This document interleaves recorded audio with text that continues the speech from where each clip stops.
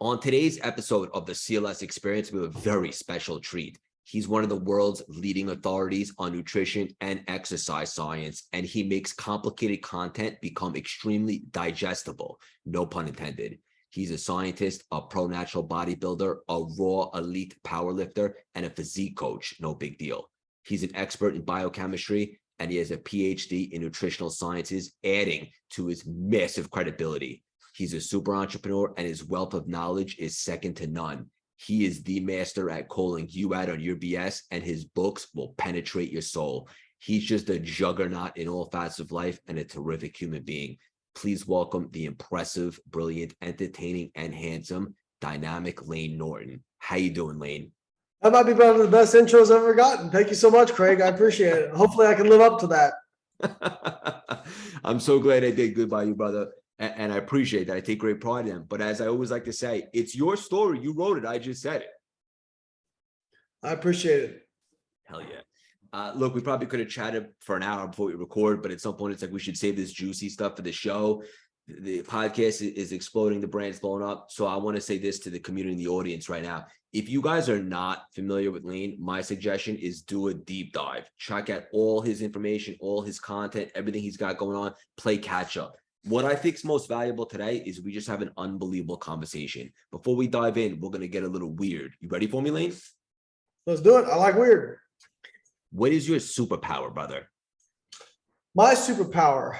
I think you kind of pointed out, I can take complex topics and make them pretty palatable for the average person. So I really see my role towards helping people is kind of acting as a bridge between hardcore science and the average person who just wants to have practical take homes of what they can do to improve their health. And there's so much mixed messaging out there. I really try to provide a lot of clarity for people. And you do it an unbelievable job of it, because some of the science terminology and stuff can sound a little complicated. And I think to the average person that might want to educate themselves on fitness and nutrition, they get intimidated and then they just stop wanting to learn. But you simplify it to the best I've ever seen it, if I'm being honest. Thank you. Yeah, I mean, I tell people I feel like, especially with what I do with calling out, false claims and a bunch of BS in the industry, I actually think that's, really important. And people have said, why don't you just focus on your stuff? Why do you have to call people out? And I think the point is that it's so confusing to the average person, because here's a doctor saying this and here's another person saying that. Everybody seems like they've got credibility. And I'm saying, okay, but here's what the evidence says. And here, by the way, I've got the receipts. Here's the actual evidence, right? And so I think that's actually incredibly important, because there's really when it comes to especially like the nutrition and fitness industry, there's very little regulation. And I'm not necessarily calling for more regulation. I don't know if that always solves things.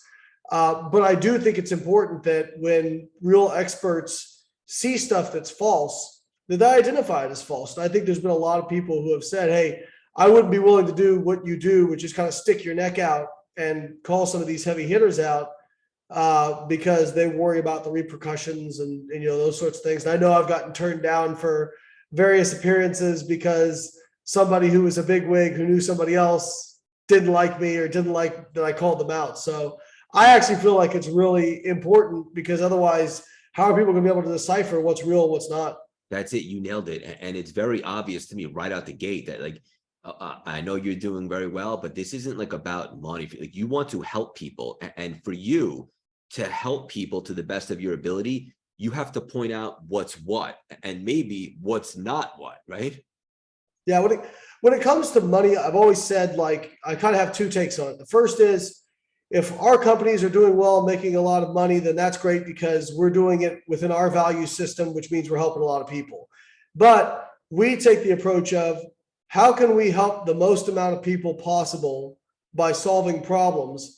And if we do that, we're going to make money. Like, as long as we're not stupid about expenses, we'll make money. So, and I mean, to be honest, I've already done better than I ever could have imagined I would have ever done. Not that I don't want to hunger for more. By some people's accounts, I'd be really wealthy, and by other people's accounts, I'd be, a pauper. But I think, for me, it's just, how much money do you need? For me, it's about the experience and helping people. And I mean, that's, it probably sounds cheesy, but it is the truth. No, same, brother. And ironically, like when I stepped into this space and reinvented myself, I didn't do it for the money. I was doing well for myself on Wall Street. But as it turns out, and I'll just talk about this and then we'll dive into a lot of your stuff. As I figured out, one of the laws of the universe is when you do a really good job and you add value, the money tends to be a byproduct because it's an energetic exchange. Yeah, especially if you're dealing with stuff like in a space where if you're talking about finances, there's tons of people who need help. You're talking about nutrition and exercise. I mean, my target audience is the world population. You know what I mean? Like that is my target audience because I think everybody wants to look better, feel better. I can't imagine one person who doesn't want any of those. So one of my good friends who's in one of our companies says our target audience is the population of Earth. That's awesome. And I agree, right? Because that's why this conversation today is going to be so powerful. And I was really looking forward to it because no matter where you're at on your journey, I imagine your health is important to you because without it, what do you have? Exactly. I make that point all the time to people. Yeah, this is awesome. There's so many places we could take this conversation. I just want to be the most efficient with the time. So I'm going to hit you with a couple nuggets that I think are important. Talk about the power of placebo and the power of belief, especially with like supplements and stuff. Yeah, so I think that this is really important for people to understand from a few different perspectives. The first being, I'll get a lot of people say, well, I tried this and it worked. And I'm like, well, worked compared to what? Okay. Like that's always important. One of my favorite kind of philosophers, or I guess he was an economist, Thomas Sowell, he always said, if you're going to make a comparison or if somebody's going to make a claim, always say compared to what? Because lots of stuff works. That doesn't mean that it's effective because there may be more effective options, right? So I think when people hear the word placebo, they think something not real. They think that people are lying. So the placebo effect is essentially the power of suggestion, right? So let me give you a basic example. Please. If we wanted to do a study and we had a group of 12 people who we were going to give a pill that could be a performance enhancer, whatever, versus a group that was getting nothing. The problem, if we see results in the group getting the whatever pill it is they may think that just because they're taking something, they may actually improve. Whereas the group getting nothing, they know they're getting nothing, right? Now, I think people hear that and they think, oh, well, placebo is made up in your mind and it's just a feeling. No. Placebo is an actual physiological effect. And I'll give a few studies to just highlight this. So there was a study where in the fitness space where they told people they were getting steroids, had them resistance train versus a group that wasn't told they were getting steroids. And the group getting steroids, even though they never got them, had significantly greater increases in muscle mass and strength than the group that wasn't told anything. Okay. Another example is there was a study where there's a hormone called ghrelin, which is a hunger hormone essentially. And I may butcher the particulars of the study, but the overall crux is going to be accurate. Got it. And they looked at, okay, who are naturally high secretors of ghrelin and low secretors of ghrelin? And so there's some polymorphisms on genes that you can identify to see who's going to be natural high or low secretors. So they identified those, but then they randomly told the people whether they were high or low. So meaning you had low people told they were low people told they were high people told they were low, and high people told they were high, okay? And what they found was it didn't matter what their genetics were, it mattered what they told them. And they actually saw people's levels of ghrelin change. Now, this is a hunger hormone that's regulated by, systems that are not, it's not a voluntary system. It's not like I can be like, I'd like to secrete more ghrelin, and then all of a sudden you can. But because they believed something, their body actually responded. So, and I'll give one more example of this. Jeez. They did the same thing with creatine. So basically, either gave people real creatine, gave them a placebo, and told them it was creatine, those sorts of things. What they found was that the placebo was just as good as giving creatine. Well, sorry, not the placebo. The placebo that they said was creatine, was just as good at increasing strength and muscle mass as actually giving creatine. Now, people will misinterpret that to say, well, that means creatine doesn't do anything. No, because we know if we give just a straight placebo where we have two groups, one group gets a placebo, one group gets actual creatine, the group that gets actual creatine does better. But when they're given a placebo and told it's creatine, they do just as well as creatine. So what does that actually mean? What it means is creatine does work, but your beliefs about what it does are actually more powerful than what it actually does. So once again, this is shown in research literature that placebo effect and the power of suggestion have basically a drug-like effect. If you can get somebody to believe something, the body will kind of follow. Is this not the key to life, brother? I mean, that's why they talk about thoughts become things, right? Because you believe it, and talk about self-belief and so forth. So for the audience listening, I imagine this will surprise a lot of people, but because I'm so big on frequencies, vibrations, and belief system, it makes sense to me, but it's also fascinating to see scientifically or proven by facts and so forth that it even applies to the physicality and your physique and so forth, and strength and mass. Yeah, I'll caveat this one thing with belief with execution. You can't just believe something into being.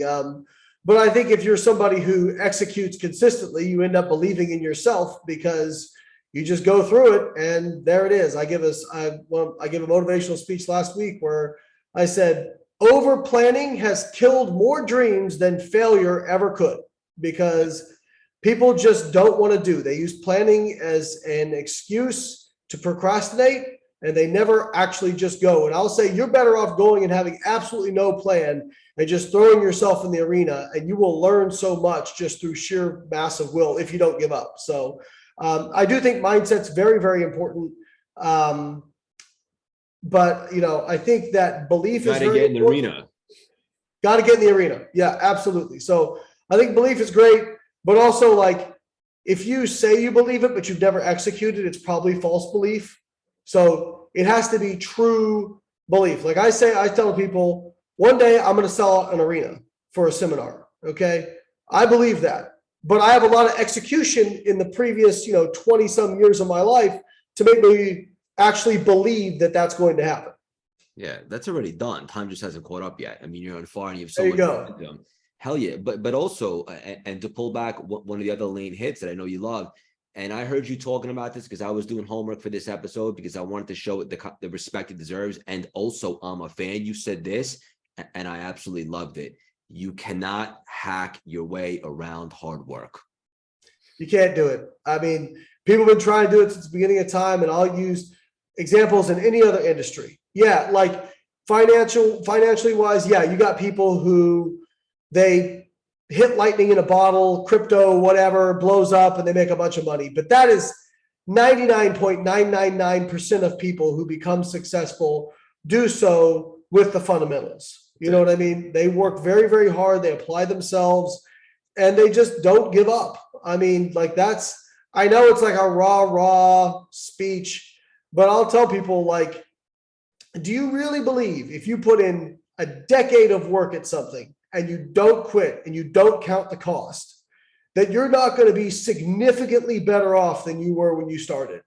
I mean, I'll tell people all the time, like, maybe you don't get what you originally started out for, but sometimes the path takes you a better direction. Like, when I started in this, I wanted to be a world champion natural bodybuilder. What I got now, I think, is way better, way more impactful. Yeah, exactly.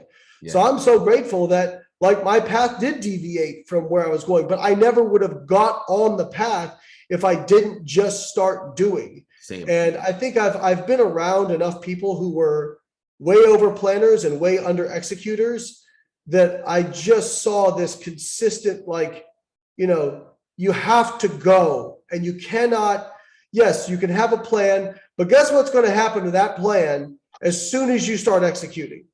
There's going to be unforeseen stuff that you cannot ever plan for that is going to come up and divert you relatively quickly, most likely.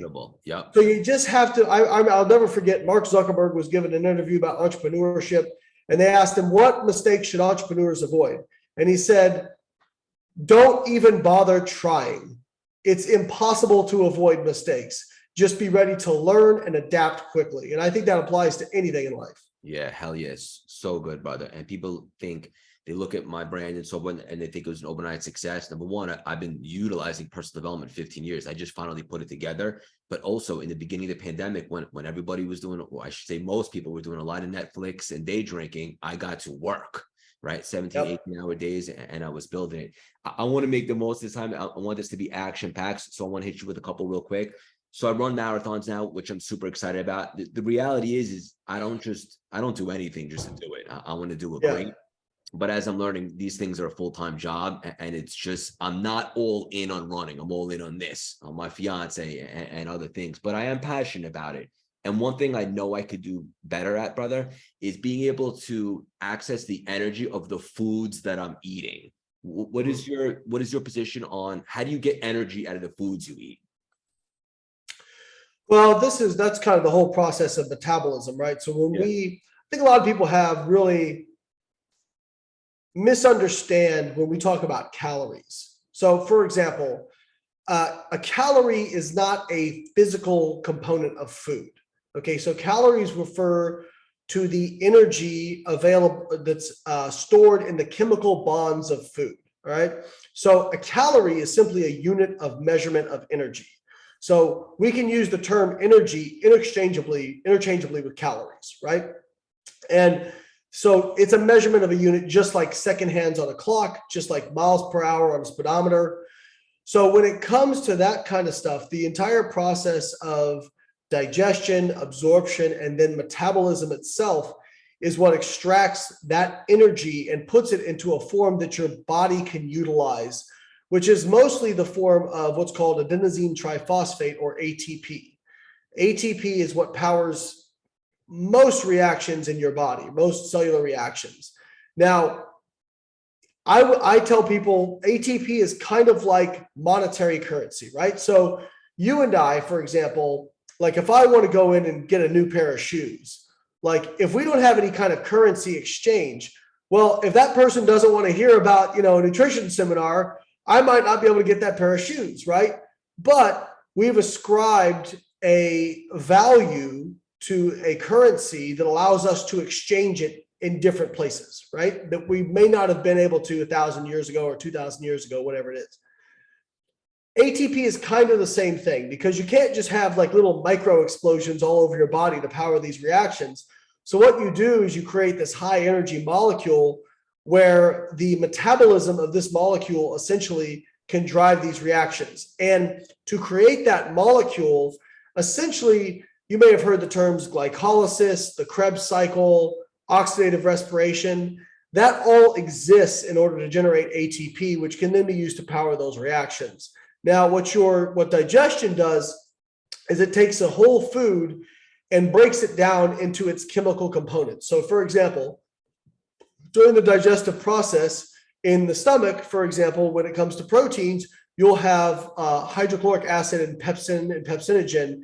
Those are going to take those big proteins, unfold them, and start chopping them up into smaller amino acid sequences. Then when that hits your duodenum or your small intestine, you have other enzymes that come in, further chop it up. And essentially what ends up getting into your bloodstream out of that intact protein is like single amino acids, dipeptides, tripeptides, and some shorter peptides, but mostly very, very short amino acid sequences. And then with carbohydrate, you're basically getting it down into the single saccharides like glucose, fructose, in some cases, there's some other things. And then in the case of lipids, you're taking those lipids, you're breaking them down, emulsifying them with bile, and then those are packaged into what are called chylomicrons, delivered into the bloodstream. And then once all that stuff gets in the bloodstream, it starts getting picked up by various tissues, and then they do their own metabolism on it in order to generate ATP. So we dropped the mic, but we're just getting warmed up. I go much deeper into it, but I'd probably start losing 90% of the audience. No, but brother, you have a way of articulating it that's very impressive.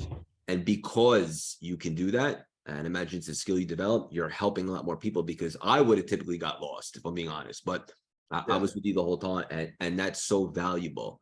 Well, Einstein said, if you cannot explain something simply, you do not understand it. Correct. Yeah. And for you, this stuff is pretty simple.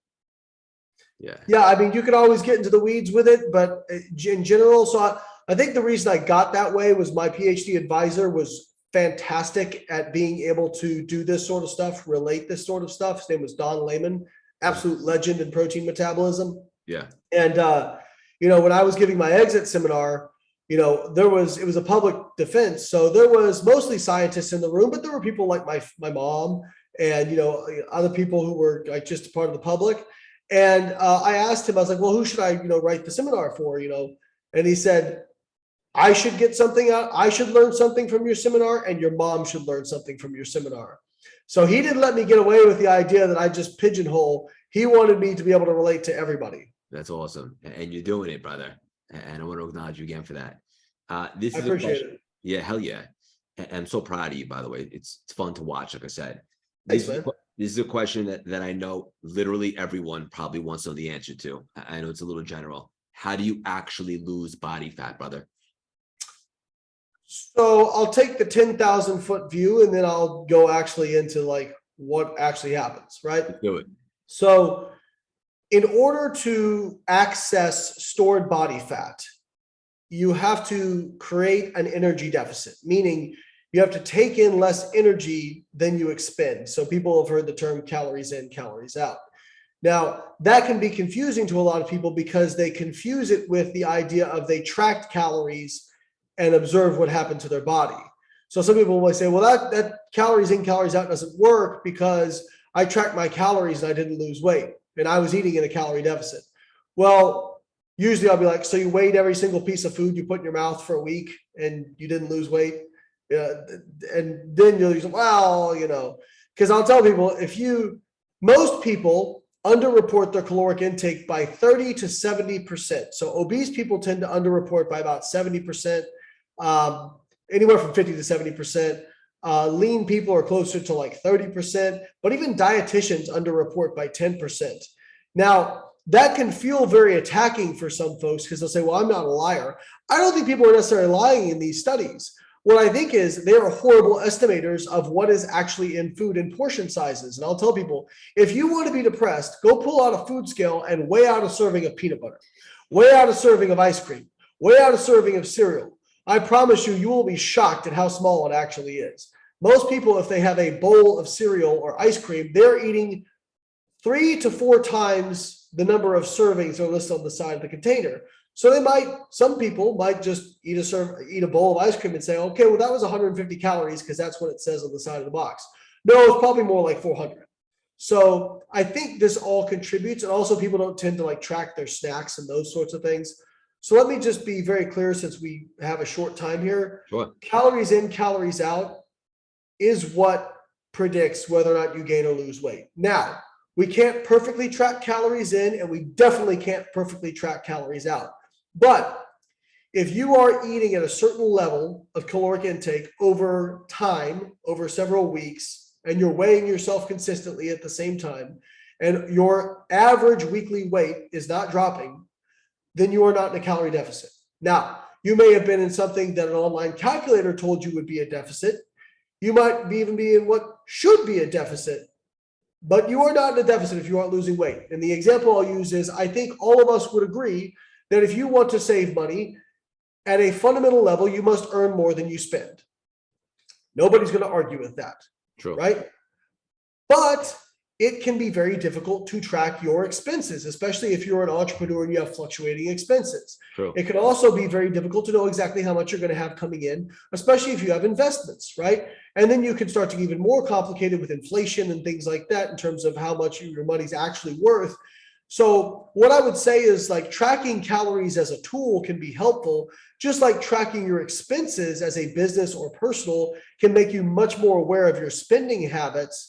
But you may not actually know exactly what you're taking in or exactly what you're spending, but you can get close enough to be where it can be very, very helpful. Understood. And I'll tell people, I would never expect people to like weigh out everything they eat for the rest of their lives. Yeah. But doing that for a few weeks can be very eye-opening, just like keeping a budget for a month can be very eye-opening. Yeah. So again, it has to be looked at as a tool. Now, on a more microscopic level, a lot of people ask me, what happens to body fat? Like what actually happens? So on an adipose tissue level, your adipose tissue is your body's stored body fat. You're always storing fat and burning fat at the same time, okay? What determines whether or not you're going to lose or gain fat will be, is your rate of fat burning exceeding your rate of fat storage? What determines that is your energy balance, whether or not you're consuming less calories than you're expending. So what happens to that fat? Well, it undergoes a process called lipolysis, where the stored triglyceride, which is the storage form of fat, is liberated to form free fatty acids. And those free fatty acids can be delivered to other areas of the body, and they can then be oxidized through a process called beta oxidation, where you produce a molecule called acetyl-CoA, which is then goes into the Krebs cycle, which then produces ATP through the process of the Krebs cycle and oxidative phosphorylation. Now, the end products of metabolism, interestingly, besides ATP, are CO2 and water. Okay, so essentially what happens to stored body fat in terms of a weight perspective, so how you actually lose weight, is you breathe out the CO2 and you pee out the H2O. Now, I've had people say, well, I'm just going to breathe more and breathe out more, and I'm going to no, it doesn't work that way. You know, drinking more water is not going to facilitate more weight loss either. But those are kind of the end products of metabolism. So it just goes to show you how eloquently your body is put together, that those two things are already, you know, they're so easy to get rid of because it's something we do already anyway. Yeah. But the one thing I want to hit back on is the idea of the fat balance, so that, you know, you have to burn more fat than you store. And I hear a lot of people getting really confused about diets because they'll say, well, this thing increases fat burning. This thing increases fat oxidation. Like the low carb diet, it increases fat oxidation, increases fat burning compared to a high carb diet. That's true. That is true, but that's only one side of the equation. And it's very important to understand when you're comparing like a low carb versus a low fat diet, if protein and calories are equal, is yes, you will have significantly higher rates of fat burning on a low carb diet. You will also have a much greater rate of fat storage because you're eating more fat. And on a low fat diet, you have a much lower rate of fat burning, but you also have a much lower rate of fat storage because you're eating less fat. Now, the reason being, your body doesn't really store carbohydrate as fat. Carbohydrate almost is exclusively stored as glycogen or oxidized once we eat it. Now, when carbohydrate's being oxidized, you don't oxidize much fat. But since carbohydrate doesn't get stored as fat, really, like less than 2% of the carbons that wind up in adipose originate as carbohydrate. So because it's not really stored as fat, even though fat burning is reduced, your overall net fat balance of whether or not you gain or lose body fat once again boils down to calories in versus calories out. Wow. You're such a stud. So there's that. No, this stuff is so, I feel like I'm in science class from back. There you go. With a charismatic teacher, no less, which is awesome. Just off the cuff, curious, how many hours before you go to bed is your last meal? I usually eat pretty soon before bed, but that's because I just like to eat before bed. It doesn't really matter in terms of like for example, daily energy expenditure. So your calories out, it doesn't. There's very little evidence that, you know, changing your bedtime meal will change how many calories you expend. And so it's not going to affect your body composition. Yeah. There is some evidence that eating too soon before bed may negatively impact your sleep. But I'll tell people, hey, you know, if you're having trouble sleeping, maybe move your meal back, you know, an hour before bed, 2 hours before bed. But if you find that you sleep just fine, there's no reason to adjust it. In fact, I'm somebody, if I'm even a little bit hungry, I cannot sleep. So for me, I like to have a relatively good sized meal before bed, and I've done that for a long time. But some people will say, you know, I don't like something on my stomach before I go to bed. It keeps me up, you know, that sort of thing. I think that's fine too. Yeah, agreed. In regards to metabolism, brother, this is an interesting question. Is it genetics, or can you do things to maybe manipulate your metabolism to work a little bit more for you as opposed to against you? Or some people, for whatever reason, it just is what it is based upon genetics and so forth? So when we talk about metabolism and metabolic rate, usually what we're referring to is something called your basal metabolic rate, your BMR, which is basically how much energy does it cost to keep the lights on? Like run your organs, run your nervous system, so we're not talking about exercise, because if we talk about total daily energy expenditure, your metabolic rate is a big chunk of that, but it's outside of things like physical activity and the thermic effect of food. So I think that's important to keep in mind, right? So when it comes to basal metabolic rate, there is some genetic variability, but on a population level, we don't really see big differences. And in fact, it certainly does not explain obesity. So when we look at, it may explain individual cases. There may be some people with genetic abnormalities where they have a lower metabolic rate than usual, which could contribute to it. Like people with hypothyroidism, I think in the research literature, the greatest difference I've seen is people with hypothyroidism may have a reduced metabolic rate by like 25%. So if your basal metabolic rate, like for me, my BMR is around 2,000 calories a day, that might drop me to say 1,500 if I was hypothyroid. But again, there's still physical activity on top of that, which is still a big portion of your daily energy expenditure. So when we look at obese people or people with type 2 diabetes, in research studies, they actually have higher rates. They actually have higher metabolic rates on average. Now, those folks also have just higher overall body mass. So when you correct for their lean body mass, there's basically no difference between lean people and obese people in terms of the metabolic rate. In fact, if you look at the correlation, it is very tight. Your lean body mass is almost not the exclusive, but by far the major predictor of what your BMR will be. So the best way to increase your BMR is to increase your lean mass. And when it comes to other things you can do, because really your BMR is one part, that's kind of your automatic, so to speak. But there's also ways to improve your daily energy expenditure, and activity is one of them, obviously. Like being more physically active is going to increase your energy expenditure. Resistance training is going to increase your energy expenditure and help you build lean mass, which over time is also going to increase your BMR. So resistance training is probably, one of the best ways to increase your BMR. Now, if you're looking to go from somebody who's eating, who has a BMR of like 1,200 to somebody who has a BMR of 2,000 by resistance training, I mean, you're probably going to be a little bit disappointed. It's not going to make that massive of a difference, but it will make a difference. Yeah. And the other thing that activity does is, on a whole, what we find, a lot of people think exercise makes them hungrier. And in individual cases, that may be true. But on a population level, on an average, people actually tend to eat less when they're active compared to when they're sedentary. Now, if you go up to like really high levels of activity, then those people eat more. Like there's an inflection point here, but it's kind of a J-shaped curve.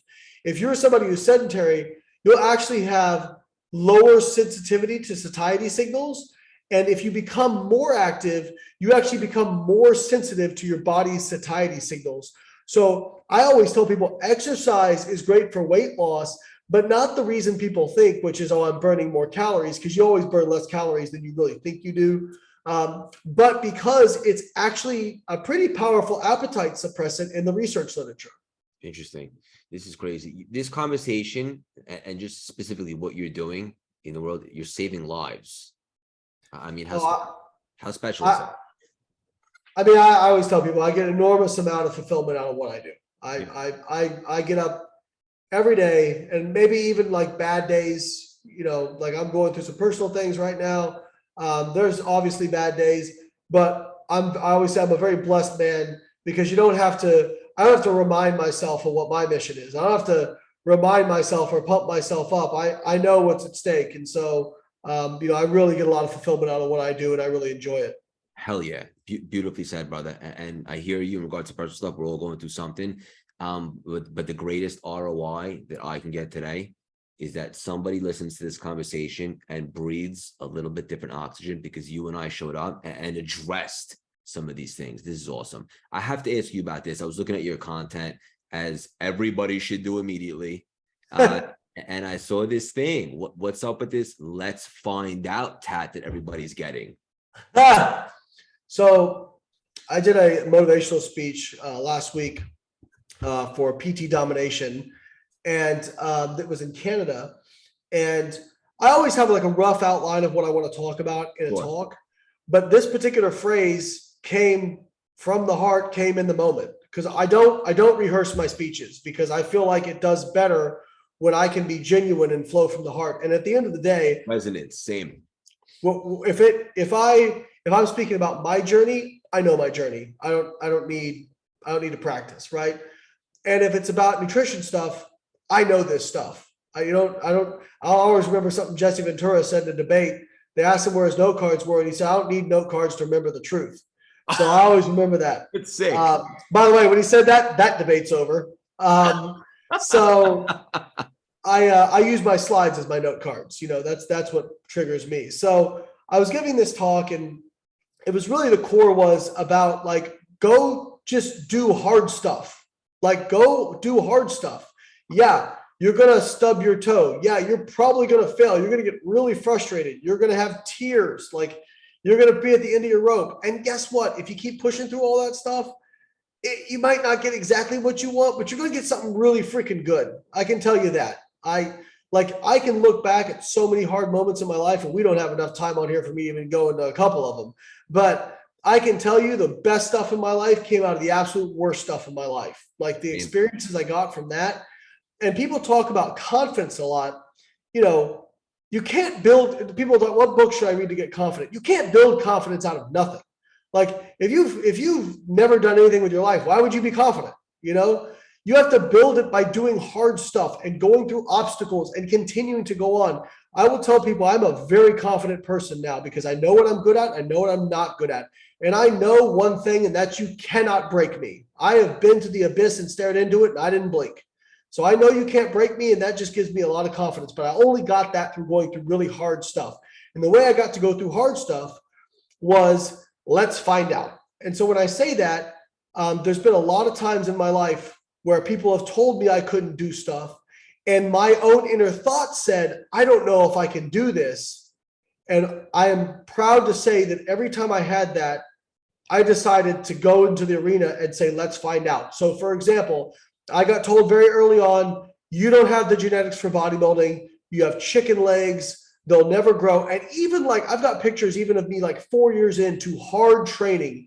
I still had really skinny legs. I'll never forget this. And people on the bodybuilding forums used to make fun of me. They would make memes out of me, like, because I had such skinny legs compared to my upper body. And one day I said, you know what? Maybe I don't have the genetics. Maybe I'll never get to like a good leg development and be a good bodybuilder. But I'm going to put in 10 years of work. I'm going to put in a decade of work. I'm not going to count the cost. I'm going to put in a decade of work. And maybe at the end, I didn't get what I wanted, but I'm going to find out. I'm not going to let it be, because I always say people only quit things they're passionate about to protect their own ego. That's it. That is the biggest form of self-sabotage, because they can at least always go back and say, well, I didn't really give it everything I got, because it's so scary for them. Most people will work hard if they know there's a guaranteed outcome. Real badasses work hard when there's no guarantee. And that's, if you want to go after something that's really important to you, you have to be willing to put in all the work with absolutely no guarantee of an outcome. And so when I say, let's find out, it's okay, maybe I can't build good legs. Let's find out. So I got, just real quick to finish up that story, I was a week out from my first pro bodybuilding show, a drug-tested bodybuilding show. And I was posing for one of the organization's judges, and I was describing how I like to tweak this pose to hide my legs because I know they're a weak point. And she looked at me and said, Layne, your legs aren't a weak point. You're not going to have the best legs on stage, but your legs are fine. Like, they're right in line with the rest of your body. And that moment was like so validating. I went and won the show the next week too. And it was so validating because it was like, I found out I did it. It was 10 years. It was almost 10 years to the year after I made the commitment to myself. That's what I'm going to do. And then I went on, after I got into powerlifting, I set a world record squat in the biggest powerlifting meet in history up to that point, which was IPF Worlds 2015. So I squatted 668 pounds at 205-pound class. And I was actually 202 pounds the day of the meet. And my coach at the time was actually, I coached him when he was younger in bodybuilding. He went on to be a great powerlifting coach. And when I hit that squat, by the way, there was all kinds of setbacks to get there, like back injuries, all kinds of stuff. Just like anything. And again, just kept going, got that squat. So when I came back from the drug testing, Ben, my coach, was sitting on a crate in the warm-up area, still where I'd left him. This is like an hour later, and he's like crying. And I'm like, dude, well, what's up? We did it. And he looks at me and goes, how did you just do that? I'm like, what do you mean? This is what we train for. He's like, you were the kid on bodybuilding.com that everyone made fun of for having skinny legs, and you just set a world record in the biggest powerlifting meet in history. And I was just like, it's the work, man. It's the work. Let's find out, baby. Let's find out. The only negative. So I always say, people, sorry to cut you off. I always say, people, okay. Maybe you'll never get what you want. Maybe it's not possible. But do you want to live with the pain of sacrifice or the pain of regret? Because when you're on your deathbed, I feel like you're never going to regret striving for something because you're in the arena, right? You're going to learn so much. And even if you fail, you're going to learn so much about yourself going through that. It's not even going to be failure. It's just going to be a setback that you learn from and move forward with. So find out what you're made of. Like, let's find out. Maybe you can't do it. And all those things that people said to me were inner thoughts that I had as well. But I said to myself, let's find out. Brother, your soul is lit. And what I was going to say is only negative I got going is we don't have 10 hours to chat, but trust me, it's just the beginning of the friendship. But first of all, I want to acknowledge you again. One of the reasons I gravitated towards you and I wanted to share with our audience is because aside from all the obvious knowledge and science, you combine that with this motivational, awesome attitude. And it's just a special package that you show up as. And I couldn't agree more. It's something that I always preach, and it sounds like you feel the same based on what you just said, is it's not even so much as the goal as it is who you become on the journey of going for it and getting in the damn arena. Absolutely. You know what? The great thing about it is it applies to everything in life. And I'll tell people, like, people get so hung up on the X's and O's of nutrition, and they get so hung up on the X's and O's of training, and they get so hung up on the X's and O's of finances or investments or whatever. It's mindset, 99% of it. And are you willing to put in the work? Yeah, you can't just think about it. You have to go do. But mindset is so important. I have yet to meet a successful entrepreneur that didn't have like horrific setbacks happen to them. I mean, I could go on and tell all kinds of stories of the stuff I've been through, but at the end of the day, it's probably not going to look that much different than most people who have gotten the position that I'm in, which is when you are striving for something, the universe isn't going to give it to you easy. And guess what the rub is? If you got it easy, you wouldn't even value it. No. So if you want to get something, I told people when I was going through that process of trying to grow my legs, somebody's like, "Damn, man, don't you wish there was something you could take that was like, legal, that could just, take care of that for you?" I'm like, no, why would I want that? Like, the fact that it took me so much and it was so hard, that's what made it great. Like, when I look back, like, I don't like look at like my leg development and go, wow, that's great. I'm so happy that I get to look at these legs every day, or that I'm strong. I look back and go, wow, you never gave up. You pushed through all those boundaries, all those barriers, all your own negative thoughts, all the other negative thoughts of people. And you did that. You did that. And I think that is how you build true confidence. And it's one of the great, I'll tell people, I am so grateful I picked up a barbell one day because it taught me so much about life. And I was the most unconfident, low self-esteem teenager. I got bullied. I never got attention from girls, nothing like that. Who you see today, at my core, my heart is the same person, but I'm a different human because of the confidence I've been able to build by putting myself through hard things, bodybuilding, powerlifting, doing a PhD, entrepreneurship. And so now at the point, when you do all those hard things, it just gives you like a calm confidence that, and I've been to the point where I lost everything, went back to zero, and built it all back up again better than before. So it just gives you a confidence. And number one, you battle tested. Number two, what made you successful wasn't the thing, it was you. And I couldn't agree more. You know what's interesting? And then we'll end up playing with the final nugget. When I was younger, I really gravitated towards Arnold.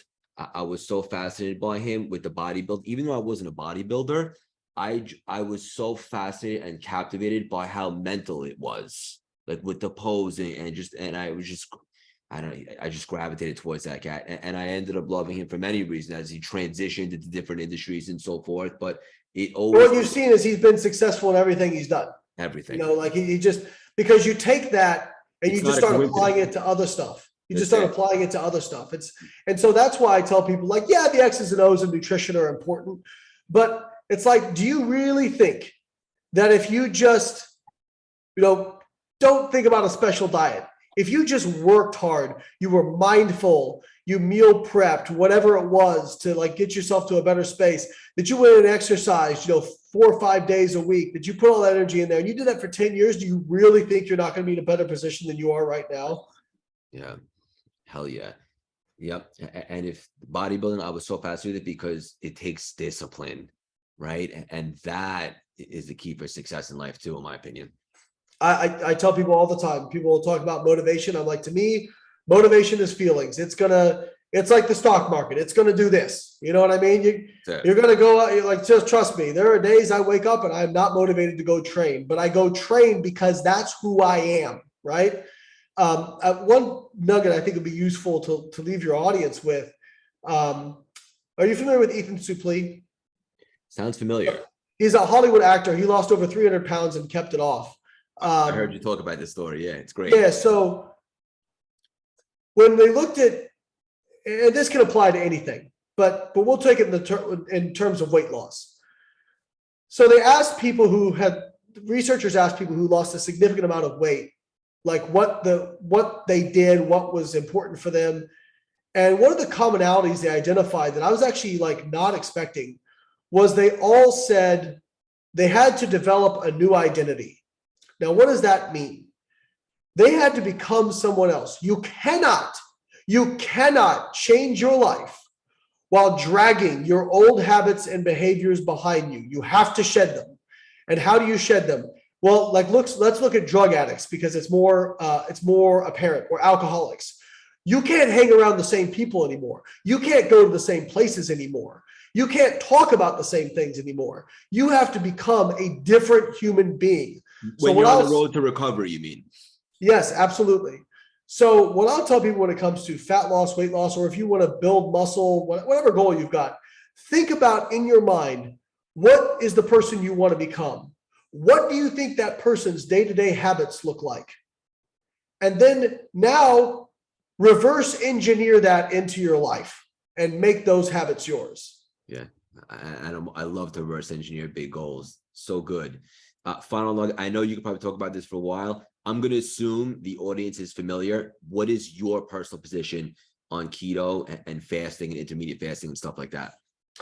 So when we look at the research literature on the ketogenic diet or intermittent fasting, what it shows is that if you equate calories between like non-ketogenic diets, and if you equate calories, like weekly calories, because there's different forms of fasting, you know, but if you can't equate weekly calories and protein, because protein has an effect on energy expenditure, it's important to equate it. So if you compare these different diets, you don't see differences in long-term fat loss. So that a lot of people will hear that and get really ticked off because they want there to be this one magic diet. At the end of the day, there's no magic diet. All these diets work. They all work. What matters is what will you consistently execute? That's what matters. So you have people who diet hop all the time. They're looking for the latest and greatest. Now, I will say on a population level, they've studied this. They've shown that one, there's no diet that's better for fat loss when you equate calories between these different diets. Two, there's no one diet that appears to be better for adherence. So, but on an individual level, it does appear that certain people find certain diets way easier to stick to. Okay. So I've had people say, well, I did intermittent fasting and it just felt easy. I didn't even feel like I was dieting. I wasn't hungry. Same thing for the ketogenic diet. I've heard the same thing for some people for low fat plant-based diets, you know, whatever you pick, right? If you want to lose weight or fat, you have to practice some form of restriction. Now that can be portion size restriction. It can be calories, you know, making sure you're tracking calories. So monitoring restriction. It can be dietary restriction where you're restricting carbohydrates, restricting fat. It can be time restriction where you're restricting your food window. But all of them work through the same mechanism, which is essentially getting you to eat less food, right? But you have to do some form of restriction, but you should pick the form of restriction that feels the least restrictive to you. What fits into your lifestyle the most easiest? Sorry, the most easiest, the most easy, the easiest. So for me, that was tracking calories because I like to be able to still have some like treats and like I love being able to have like a small bowl of ice cream every day, you know, that sort of thing. Will you have a cocktail? Just curious. Oh yeah, I'll drink alcohol. Now I don't do large amounts of alcohol, but the research shows that if you account for the calories in alcohol, it doesn't negatively affect fat loss as long as you're not consuming so much that it's like disrupting your sleep. Understood. Or you know those sorts of things. Yep. So, but like a few drinks here and there is not going to negatively impact your fat loss. The downside is people don't make healthy food choices when they're drunk. True. And two, alcohol is actually very calorically dense. People don't realize this because it doesn't have they'll say, well, this Mick Ultra, it doesn't have any carbs in it. No, but it has almost 100 calories and you've got to account for that. And, you know, that's the same thing as basically 25 grams of carbs. So I think for me, liking to have some treats, I'd rather track my food intake and make a restriction that way so that I can kind of have whatever I want within reason. But other people may say, you know, I hate tracking my food. It's really cumbersome to me. I'd rather just, you know, go low carb. Okay, great. If that works for your lifestyle, do that.